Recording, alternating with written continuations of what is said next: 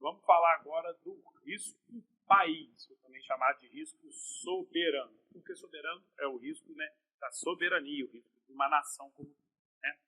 O risco país tem sua origem na possibilidade, passa a marca-texto, de um país não honrar seus compromissos. Pessoal, a galera confunde muito isso na hora da prova, tá? Por quê? Imagine o seguinte, vamos pegar, por exemplo, a Venezuela, que está vivendo uma crise aí econômica e financeira muito grande. Imagine que você coloque seu dinheiro na Venezuela, tá? E aí você coloca lá R$1.000, por exemplo, na nossa moeda, e vai ser transferido lá pro, se eu não me engano, peso venezuelano, acho que é a moeda deles. E aí o país fala, ó, não tem dinheiro para te pagar. Aí você vai falar, poxa, Wallace, então isso é um risco de crédito, porque não pagou. O que acontece? Toda vez que envolve um país, não é chamado de risco de crédito. Pelo amor de Deus, não erra isso na sua prova, tá? Toda vez que envolve um país não ter a possibilidade de pagamento, é chamado de risco país ou risco soberano. Por mais que a finalidade seja que você levou um calote, que é o risco de crédito, pelo fato de ser um país, é chamado de risco país ou risco soberano, tá?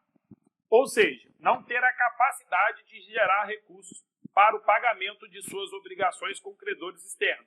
Por exemplo, credores externos, a gente aqui colocou dinheiro lá na Venezuela e ele não pagou. A gente é externo, a gente não mora lá no país, beleza?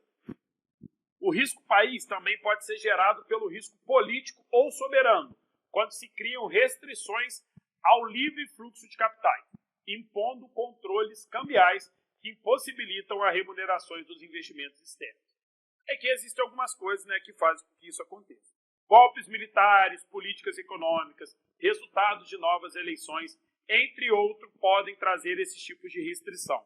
Então, ó, golpe militar, política econômica e resultado de nova eleição, todos eles estão influenciando o quê? O país, tá? Se está influenciando o país, pode ter um risco país, que é um risco soberano. Então, a prova ela pode te dar o seguinte conceito. João é um investidor e está analisando a possibilidade de investir no Canadá.